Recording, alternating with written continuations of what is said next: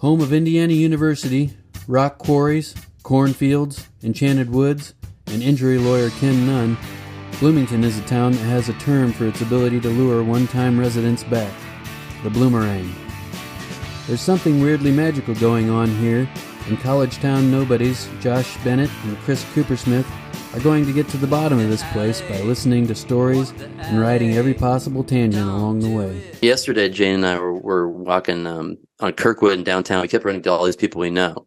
And then after we got in the car, I said, man, it's such a strange thing to live in this town, this small town where when you're talking to somebody, you're simultaneously thinking about all the dirt you have on them. Like it's there in the background, like, oh, I know what you happened or what you did that one time. But you're just talking like, hey, how's it going? Where are you going on vacation this week? And in the background, like there's this catalog of their shit. Fuck, man. That's the downfall the downside. It's weird. Still living in the town that you went to college and high school in. Yeah. Because I'm sure every single person that I see thinks exactly that about me. Yeah. It's like the only way you can go around in Bloomington is like willing suspension of disbelief or something where you're like, I'm just going to pretend like they're not thinking about that stuff. Right. Or something like that. I always assume that it's like a unspoken agreement. Like, yeah, it's got to be. That's a great way of saying it. We both know some shit. Let's just talk about the weather. I know. But meanwhile, we were both there in 1997. Yeah, we're both aware of what happened there in 1997 and 1998 and 2000. Right. Let's just go on to the farmer's market. Move on with our day. Yeah, exactly. Say hi to your wife, who, by the way, before you guys were married, tried to me, but we're not going to talk about that. We both know about it. But how did you like Everything Everywhere All at Once when you went and saw it at the film series? Now keep in mind, I her hole. Oh, God.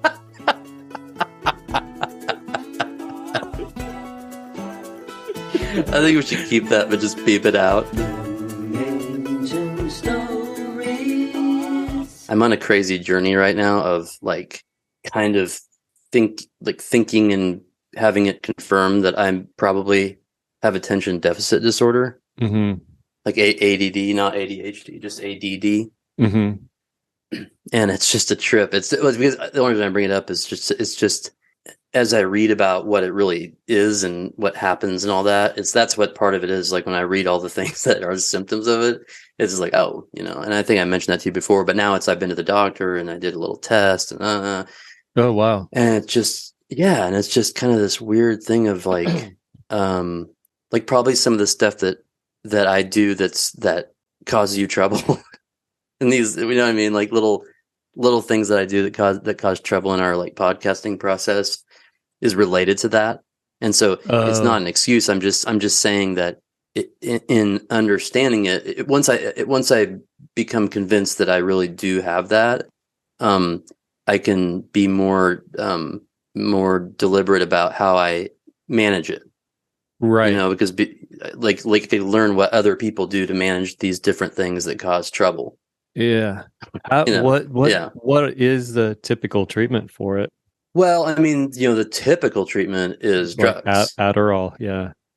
Right, but with adults, they don't. I mean, and that's the whole thing is I don't like, like I was saying to Jane. I mean, in a lot of ways, I think attention deficit is like it wouldn't have even been a thing until after the Industrial Revolution when everybody has to pay attention in a really weird way where they're like having to stare at a computer and do all these things. And there's too much stimulus.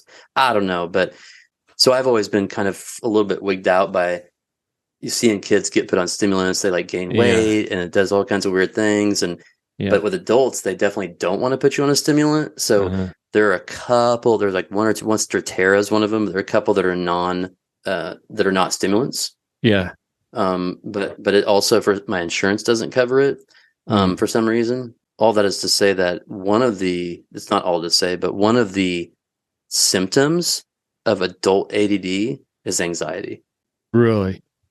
And so, that's the other thing is there's this whole thing where I'm like, oh, maybe what I saw as sort of the problem is actually a symptom of this other problem. That's fucking interesting.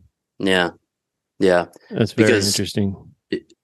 Because it doesn't feel good to be, there's just a bunch of stuff that happens or doesn't happen in your like brain and your executive functioning, like your decision-making center of your brain that isn't going right. And then it causes you actual like stress and trouble.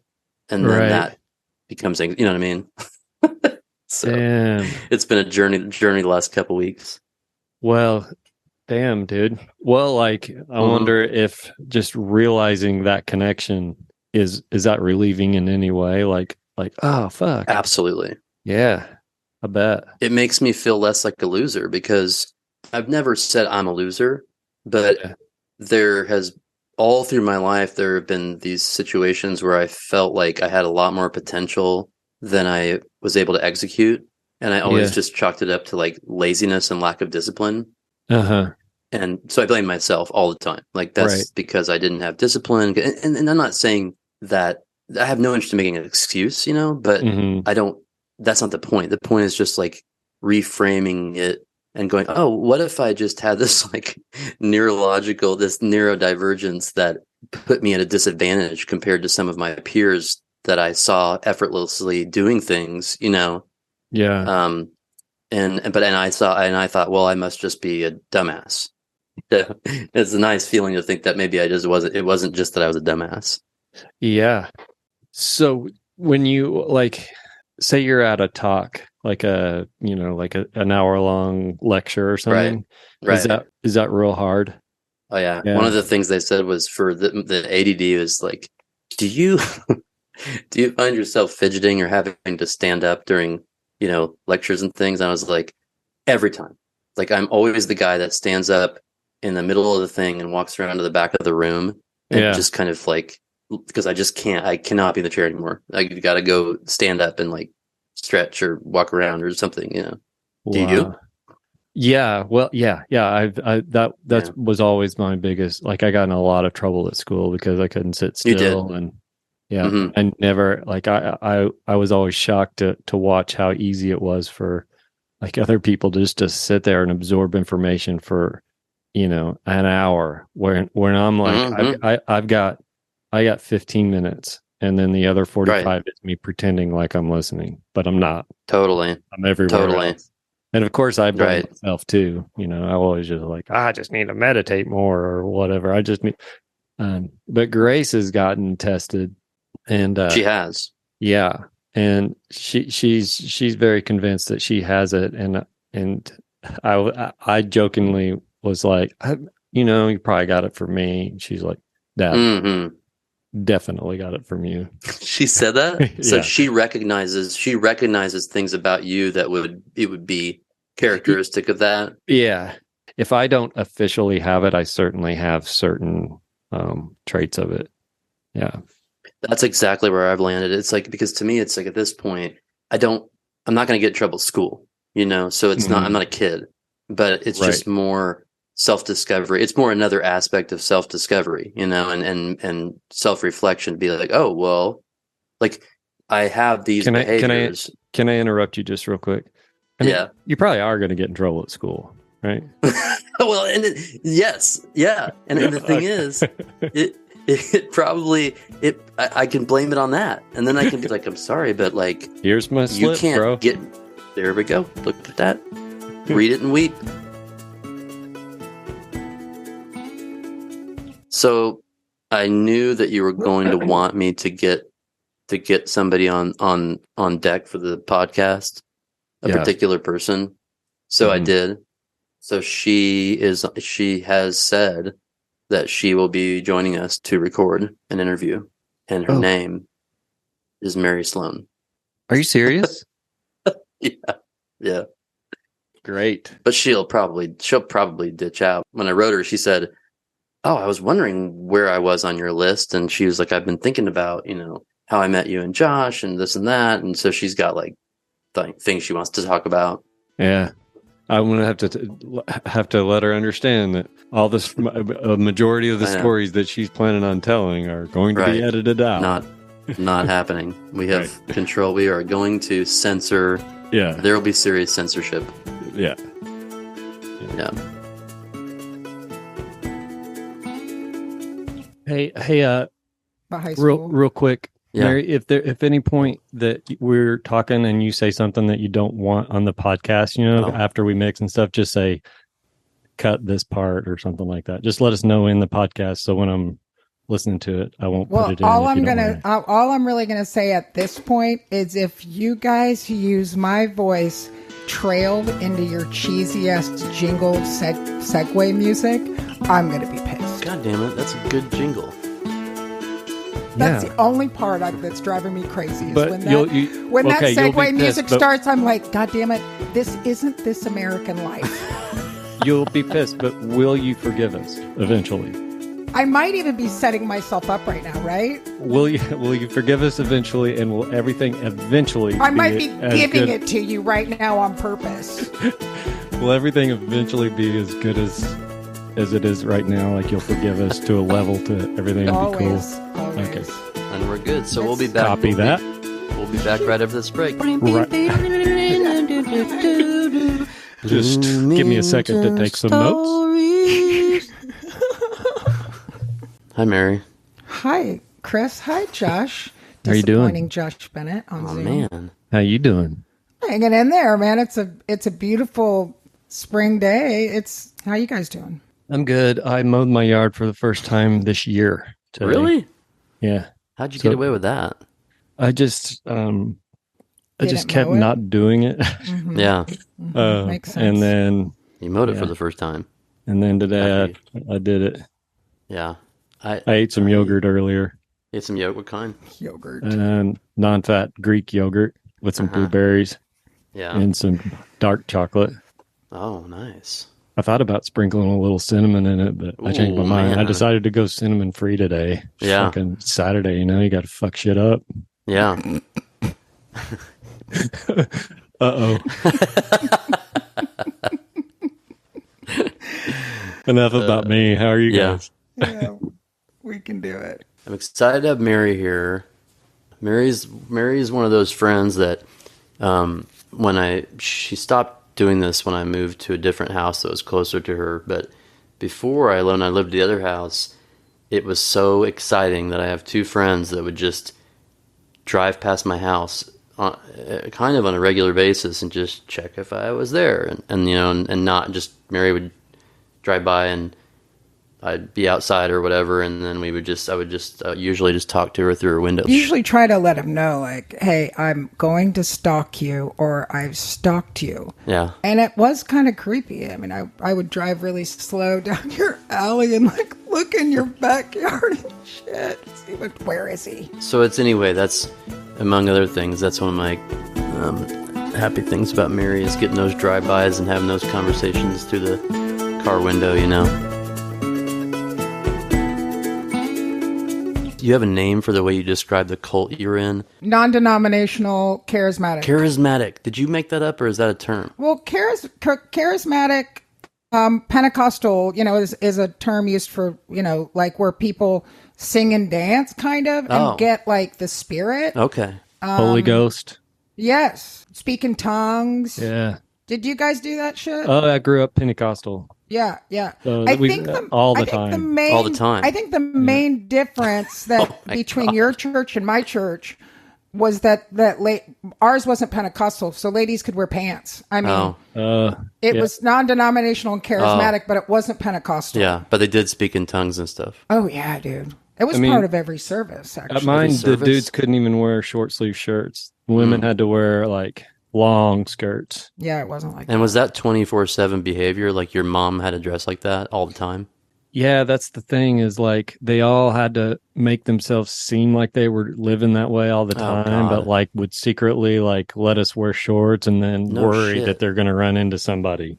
Oh my, and probably a lot of the different families that was happening, right? Where they were pretending.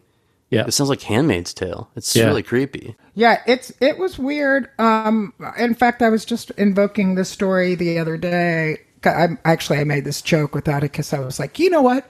I think I need to start taking you to church. And he's like, nope. But I was remembering how it was about when I was his age that I told my mom, I'm not going back to church. But it's because they saw me with this older guy, and they all started, one of the authorities' wives had seen me with this. I was a freshman and he was a senior, and he was kind of a punk rock guy. And so they started gossiping about me and the authority. And it got back to me because that gal's daughter went to high school with me. And she pulled me over to the side and she goes, I just want to let you know this stuff is getting talked about. So I went to my mom all righteously and was like, these guys think I'm having sex and no adult man is going to actually come and have a conversation with me about, like they're just going to talk about me. Like, it was weird. Anyway, it was my how old were you? Spear for getting out of the church. You were a teenager? 15. I was already thinking like a lawyer. But yeah, so I got myself out of it. I'm sorry, I had to get that backstory on that because it's just interesting. Josh and I have talked so much about and how that his Pentecostal experience really, right? I mean, it's really penetrated your whole subconscious, and you still kind of deal with it even now. That's where my first experience of fear. Mm-hmm. That's where I was taught fear was church. Yeah, you're supposed to fear God. Yeah. Oh yeah. And like I have fear of going to hell all the time. Yeah, and it's funny because even as a little kid, I remember hearing those things from the pulpit and being like, why am I supposed to be afraid of God? Like, isn't he the good guy? The semantics didn't make sense to me. Right, yeah. Yeah. And then there were also other things that when they, we were of course the only ones going to heaven, right? Was it like that with you guys? You were the only ones going to heaven. Yeah. And the only ones interpreting the Bible, right? Yeah. And then they would So if you were born in a different country under a different religion, under no fault of your own, you're going to hell. Right. It's this religion. Right. Yeah. And the other thing, so then they would start, sometimes the preachers, a certain one by the end, would start talking smack about the Catholics, or the Jews or other religions and how wrong they were. And I would also be like, but wait, judge lest ye not be judged. It was like I was actually really kind of serious and pious as a young churchgoer. So we were in it with my dad when I was a little kid, and then we kind of stopped going. And then when my dad, he literally just disappeared. My dad was disappeared for 2 years. And you had no contact with him? Divorced. None at all. We didn't know where he was. And so during that time, my mom ran back to the church. And at that point, I was looking for validation. I was totally, looking for father figures, right? And I was into it. I used to prophesy. Really? Oh, yeah. I used to sit there and look through the scripture to find the really good ones. One time I accidentally came across John 3:19, right? One of the big things that Jesus said. Because I found out, if you read this stuff in the red letters, you get a better response from the crowd. Really? I learned how to kind of start working the congregation for my validation because I was looking to be validated. So, anyway, yeah, I took it really seriously at first. And when I started to see what was obviously these guys are full of shit. Yeah.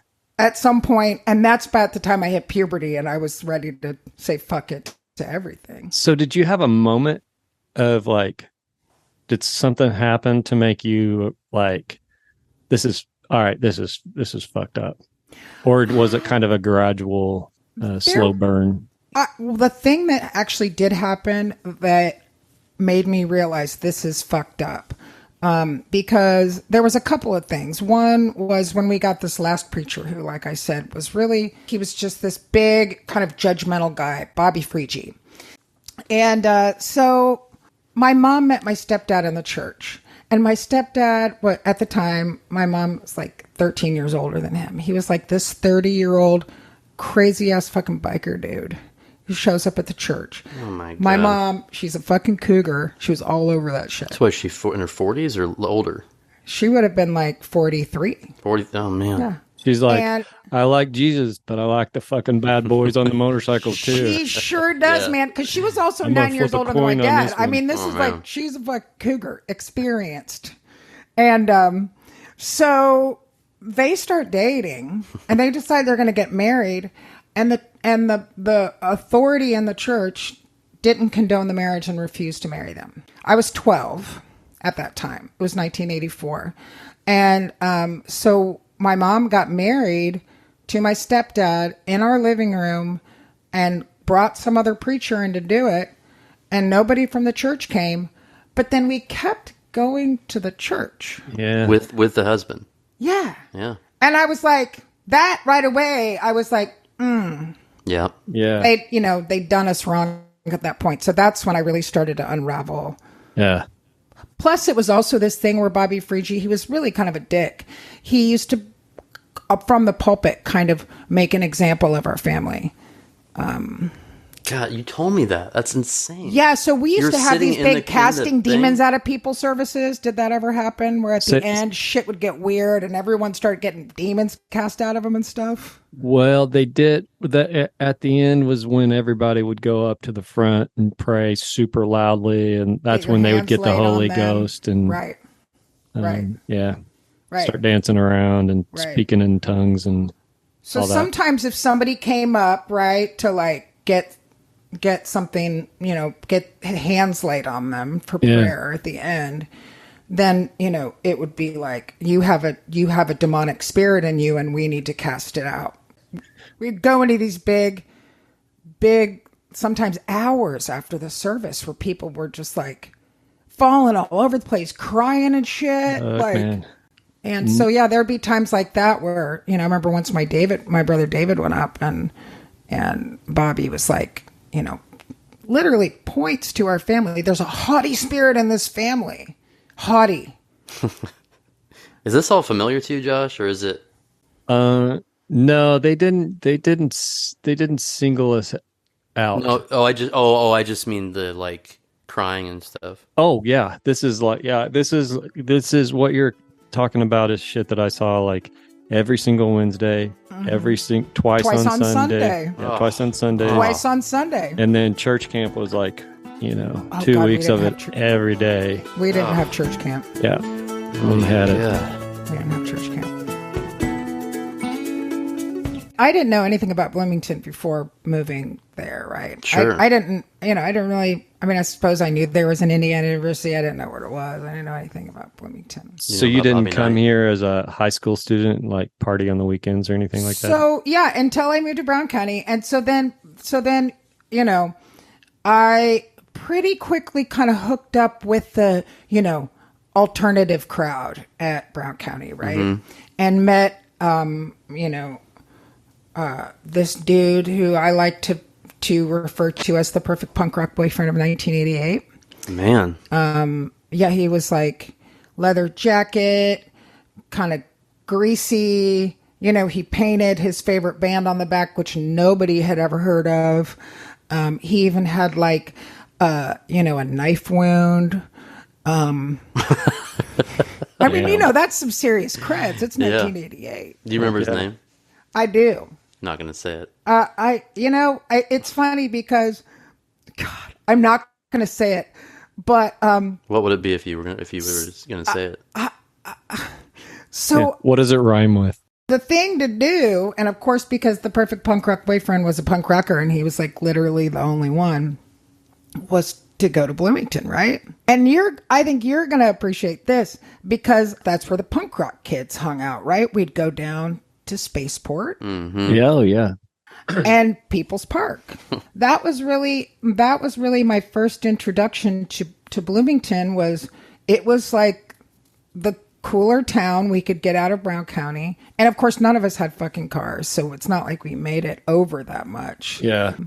But, my first real memories of Bloomington were like either going, to the mall with my mom. Yeah, right. She loved LS Airs. That's right.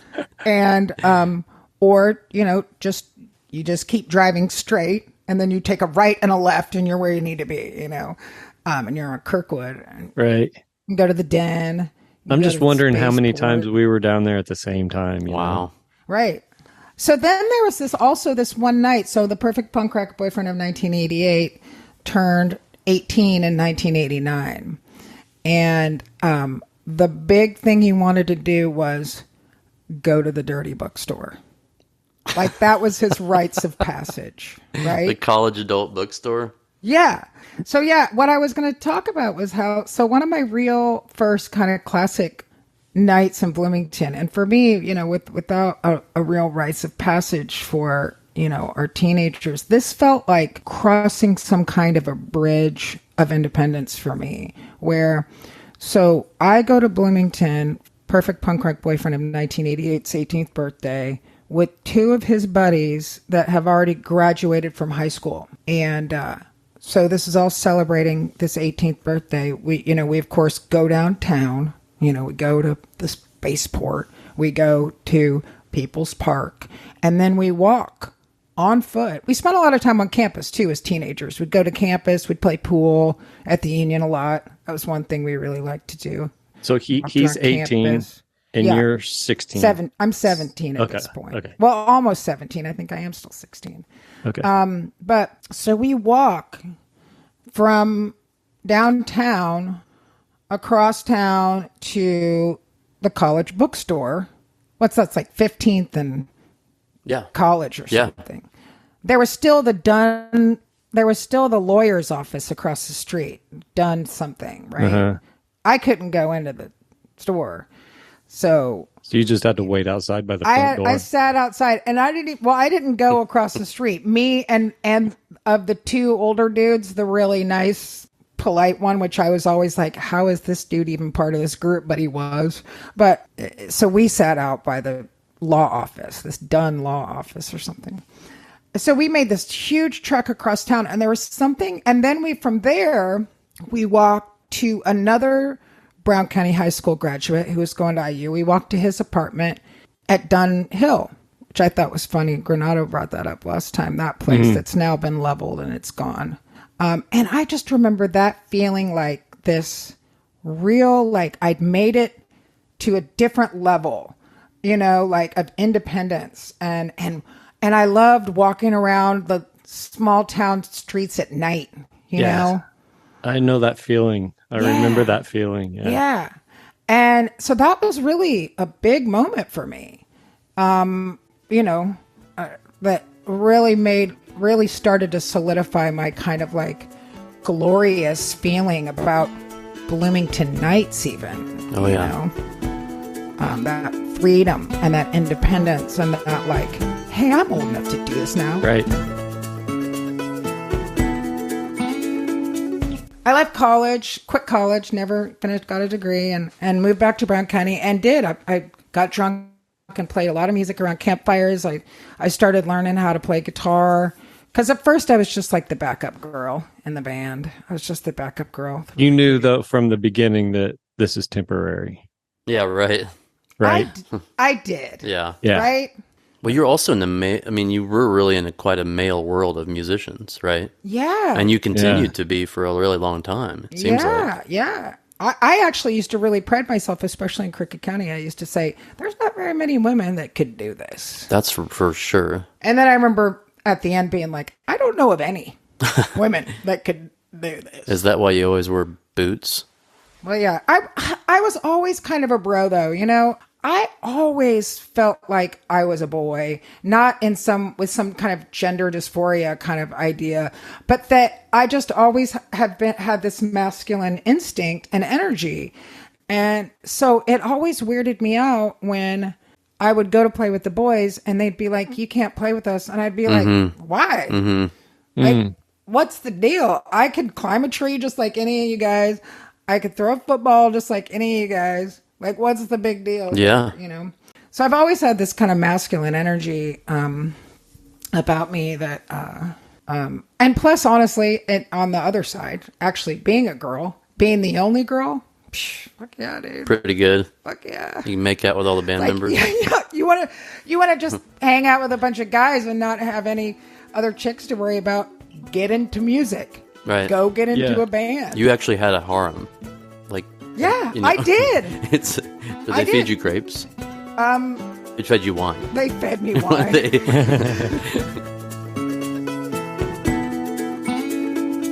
I'm kind of starting to come into Bloomington a little bit on my own without my older boyfriend at this point, right? I'm going to some shows at Second Story sometimes, and I'm just really getting this drinking thing down, right? Right. Getting this music scene thing. I'm getting the bug. And so I'm going to some shows myself. And that's when I remember having that first interaction. Well, first kind of what I am imagining maybe the first sentence that Toby ever said to me was when I went independently to an elephant show at Second Story. Because Toby played a couple gigs with Chris and I. But then motherfucker literally said almost nothing. I'm not even kidding. He came to our house so many times, played one, maybe two shows with us, and said barely a word. Which if you know Toby, you know that he can be really painfully shy. Yeah. Kind of like you a little bit, right? Yeah. Especially if he's like intimidated or decides he doesn't like you. He's just not going to say anything. Right. And then when he opens up, he really opens up. Right. Yeah. Right. Yeah, totally. Right. So I remember it was at Second Story and I was probably, 26 maybe, and I was in this scene of like these kids my age that I was kind of intimidated by, but I went into the dressing room and I see Toby and I'm like, oh, I know that guy, So I go and I sit down next to him and he literally just turned to me and said, oh my God, last night I was in an orgy. And I was like, you were? And then we were like, about the whole thing. And it's funny because you said something funny when I told you the story the first time, you said, well, he probably told everybody else already in the room and you were somebody he hadn't talked to about it.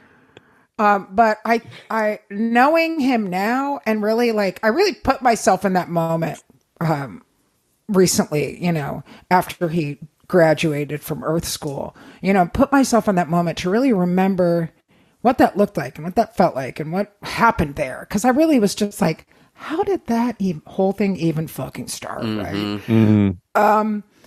And I think he was terrified. I think he was sitting there completely freaked out about what happened. He couldn't stop thinking about it, but he was in the middle of this party. And then he just blurted, that was his opening line, which was kind of congruent with his style. Like I remember literally the first time well, not literally the first time, but kind of when we hooked back. No, maybe it was the first time we kind of kissed. His come on line was, do you want to make out? That was, and I said, yes. That's actually a great and we're in the van line. making out, But so that was kind of his style to just blurt shit out. That occurs to me to be such a great pickup line because it is a pickup line with consent wrapped right into it. Right. You're just going, you're not saying something clever or cute. You're just saying, do you give us permission to just go ahead and make out? Right. Yes. Great. Yeah. And I also still remember this. I thought it was really cute. I remember the day that Toby called and invited us to the show at Second Story. It was May the 6th, 1999. And I just remember that because it was my birthday the day before. And he just called everybody in his address book. He was so excited about his show. He just called everybody in his address book, got on the phone and just started calling people. And inviting people to the show. To the show. I love that. Isn't that and I super remember cool? being like, oh my God, that sounds really fun. I'll try to make it. That sounds great. So I went to that show with a couple of friends. And then at some point on the way out, I saw Toby and I'm like, hey man, the show was great. And blah, blah, blah, blah, blah. And he goes, hey, we're having a get together at my house after the show. Why don't you come over? I said, okay. So I bought a CD. I remember that. I bought a copy of Whiskey Burns and I, started walking to West 6th Street, which I was familiar with. I had lived on West 6th Street. So, I remember stumbling drunk down the street at one point, doing a little ankle twister on a piece of gravel somewhere. Right. And cracking this case of my new CD. I remember being like, oh man, I just got this. Half drunk, stumbling up fucking 6th Street. It's classic. I know. And then West 6th and West 7th, the amount of human sort of like just human behavior and the amount of history, if you could overlay all the shit that has gone on West 6th and West 7th, I can't even imagine how much is packed into those streets, floating around in the air. Living there for many years, if you can be like a quiet in the shadows on your porch just watching on just the right nights, you can see some crazy shit. Bet. And is a lot of it just people trying to get home? Yeah, I know. Dude, one night though, this is actually... We've already had one story of that in this, just in our second episode. Right, yeah, I know exactly who that is too. Yeah. And so, no, listen to this one, dude. Holy shit. So this is when I was living in Laura's house, just, and, up late, having my mommy time, smoking cigarettes, smoking weed, kids are asleep, chilling out. Mm-hmm. It's like maybe like 12:30, 1 a.m. I'm in the corner of my porch smoking a cigarette. I shit you not, dude. So I'm looking kind of across the street at Carrie's house, right?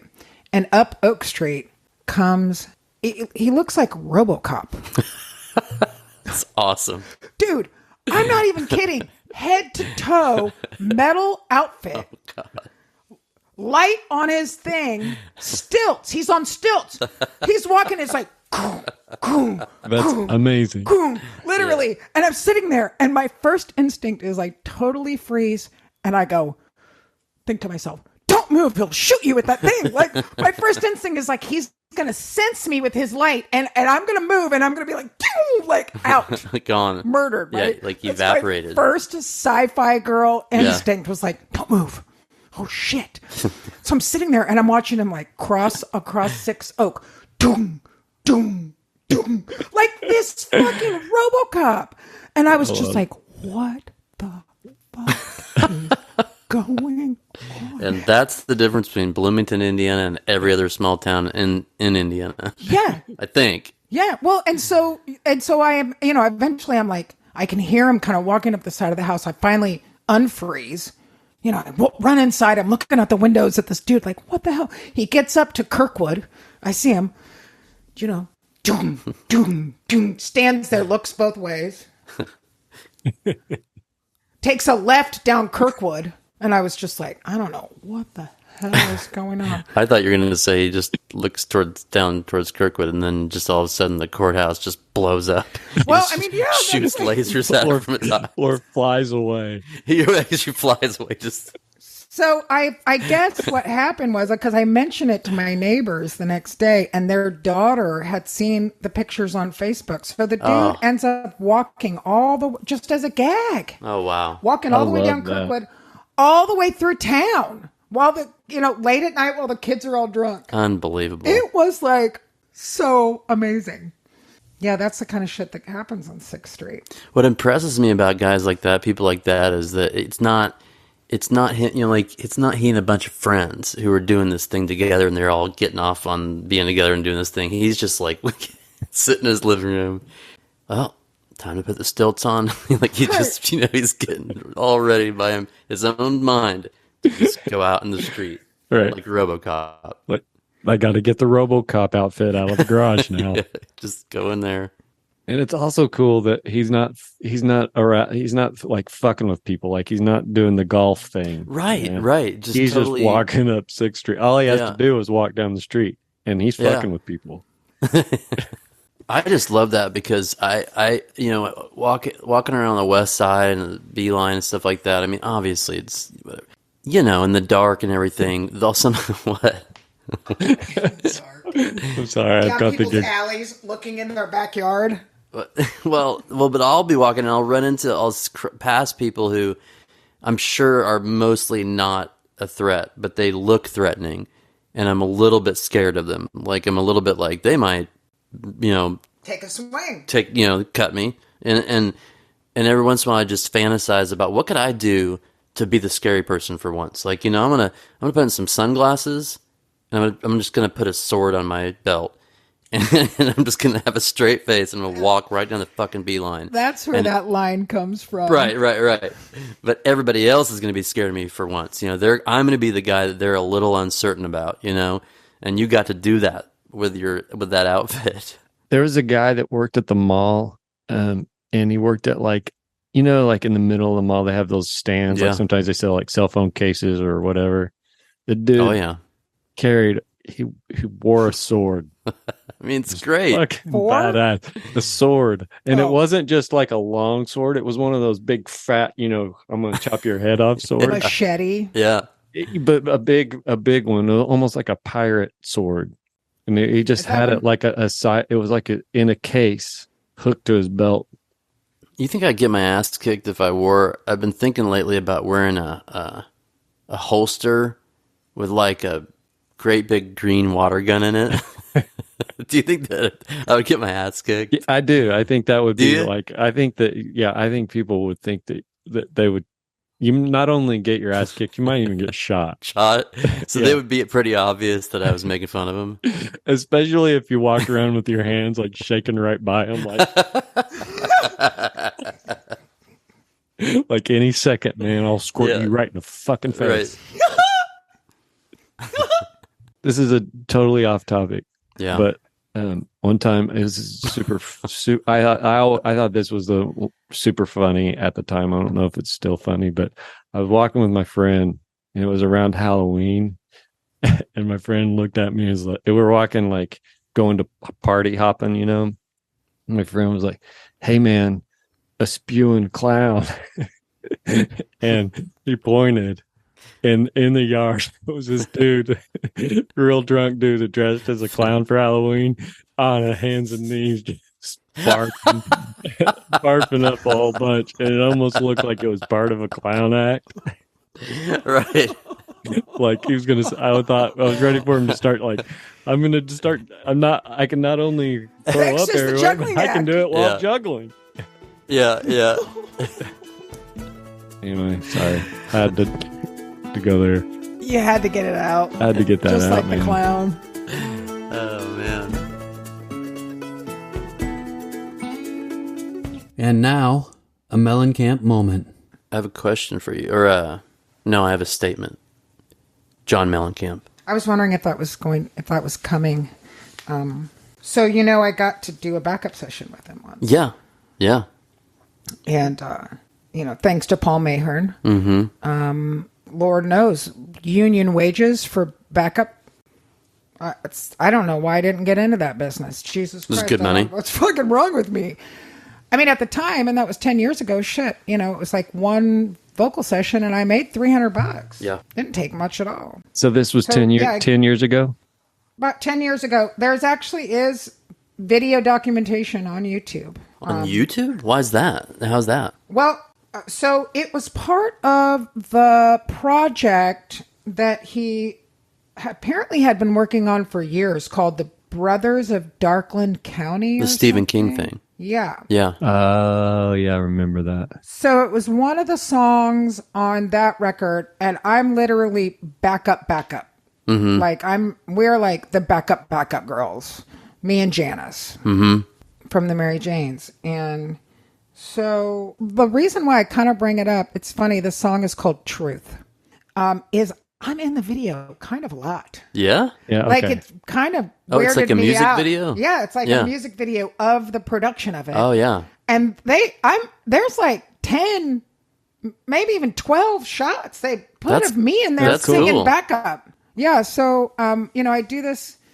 session and I go out to the studio and the guy's a superstar, right? You just don't have this thing where you're like, "Hey, dude, thanks for having me out, man." It's just like this thing where you're like, he's got this thing. Did he acknowledge you? I mean, did he speak directly to you? Not really. No. At first. But then, so after all the sessions were over and we all got into the mixing room and they start mixing, then court started. He started to hold court and started telling the story about how all these songs kind of came together and how this is a kind of a musical, kind of like Hairspray. I can't remember if he actually like gave me a little slap, but this comment he made was definitely directed to me. And he goes, "You're probably not old enough to remember Hairspray." And I was like, "Yeah, not quite, so he's kind of sitting there and telling the story and all this other stuff, and everyone's, it's just like we're holding court, right? No one's really talking much. He's just kind of telling his stories and chain smoking, and then it gets to the mixing part of the backups, and Janice and I had recorded on the same track. Oh, interesting. And then he was like, "Can you turn her up?" And he couldn't. So then they had me go back there and lay my own independent track so he could turn me up. And I went back there, nailed it professionally, Yeah. And you're a ringer in the studio.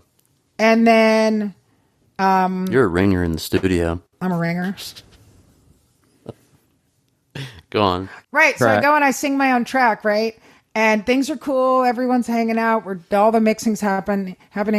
And I kind of just start not feeling that well. Like I've been there a while. My stomach's kind of starting to get nauseous. And I hate mixing. I literally do. I hate the mixing process. Mm-hmm. So I'm standing by the door, room full of people, kind of across the room from John. And Janice is right here next to me sitting down. I remember that. And then I just go, well, hey, if you guys really don't need anything else from me, I think I'm going to take off. Love that. And John literally looked up and was like, I love that. You're leaving? He did? Yeah.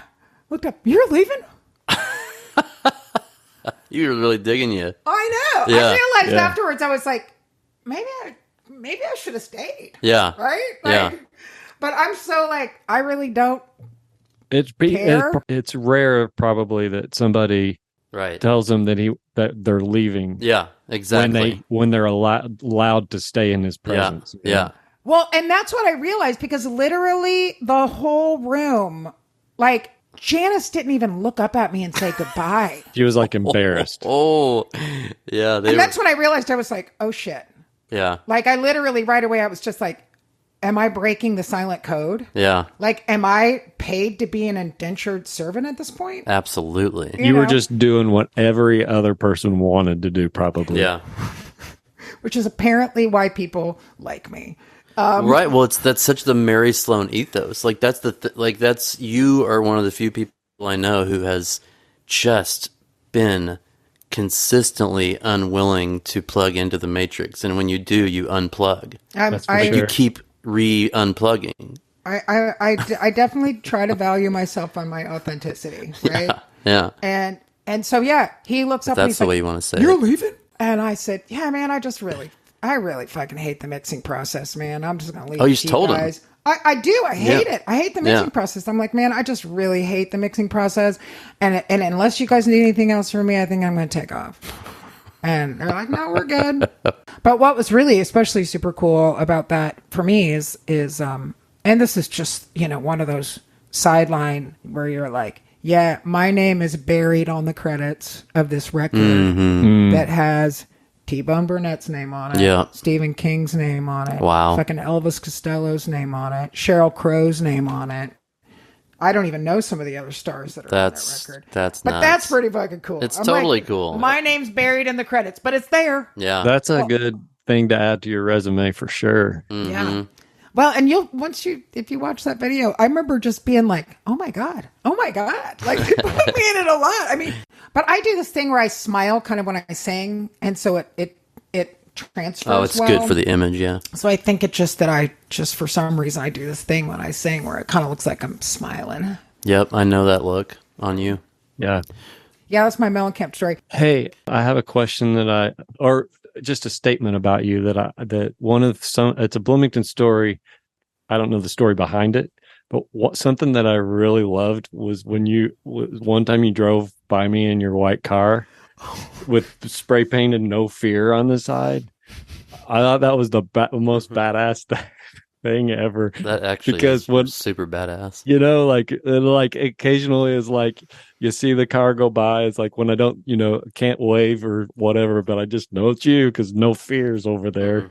That car was an amazing part of my spiritual transformation, like my personal processing, right? Yeah. Like And one of my favorite stories about that car, because that's it. Like I literally had this thing where I was up all night, right? And I had this realization, like, oh my God, we're all living in a fear state. And that's what's keeping us from elevating, enlightening, becoming who we really are with peace and ease, right? Because of this fear. And so I have this compulsive moment. I don't even think I was drunk. I was just probably really high, but yeah. And I just compulsively took this can of spray paint, like everybody needs to know, right? I didn't even remember that it was that thing from the 90s. Oh, it is, isn't it? It's a slogan. Yeah, like that. Whatever. There's some clothing company or something called No Fear. Yeah. Like I didn't even remember that. I never made that connection. I spray painted on both sides of the car, and then I wake up in the morning, and I'm like, oh God. And I tell Maybelle. How many times have I done that? Yeah. Yeah.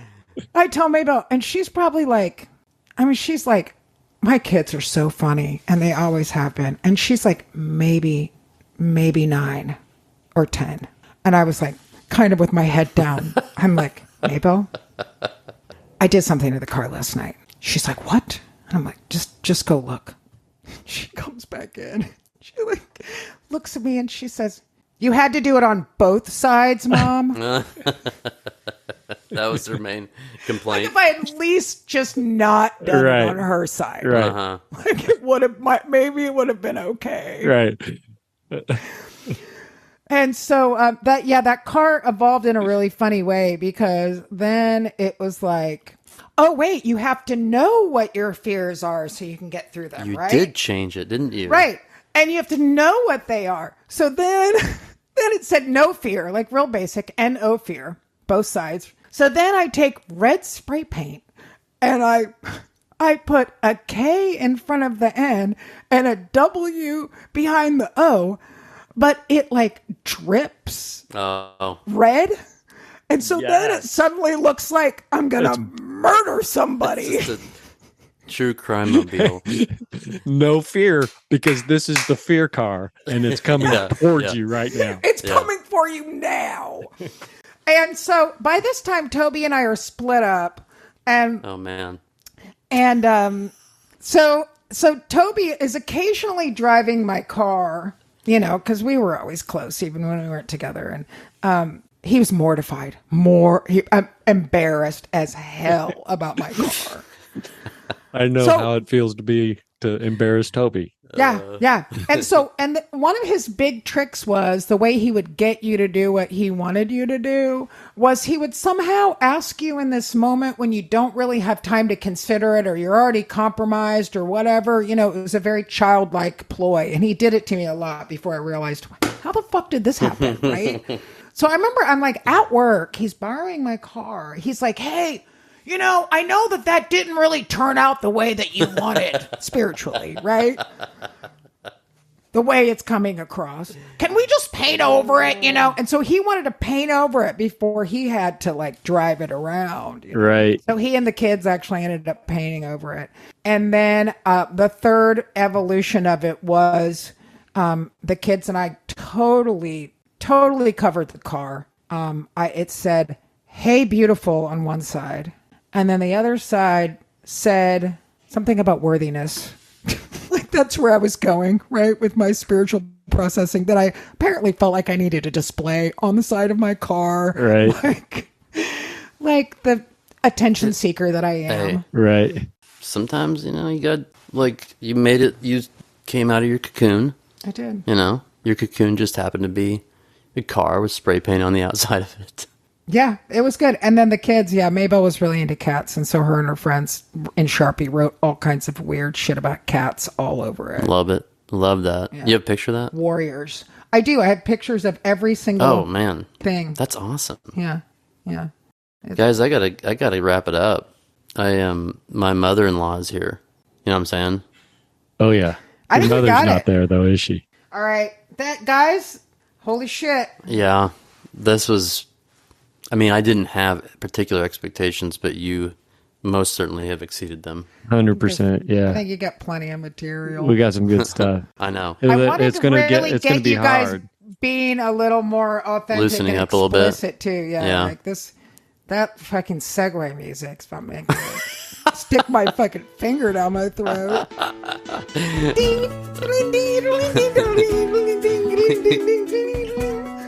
You getting that, Josh? Yeah. What I'm hearing is that you want Yeah. that played in the background the While I entire... complain about it. Yeah. While I complain about how dumb it is. Definitely. And you guys can laugh every time it happens. Love you guys. Love you too. You're So the much. best. Yeah. I will talk to you all soon. Bye. See you later, bitch. Bye. Bye. Thanks for listening to Bloomington Stories. If you've got any hot leads for guests or topics, please send them our way at bloomingtonstoriespod@gmail.com. And come back and check out our guests on the next episode of Bloomington Stories. Bloomington Stories is a podcast produced by Chris Coopersmith and Josh Bennett, with new episodes released on the first of each month. Please consider subscribing, rating, reviewing, and following. Please see our show notes for more information on our guests.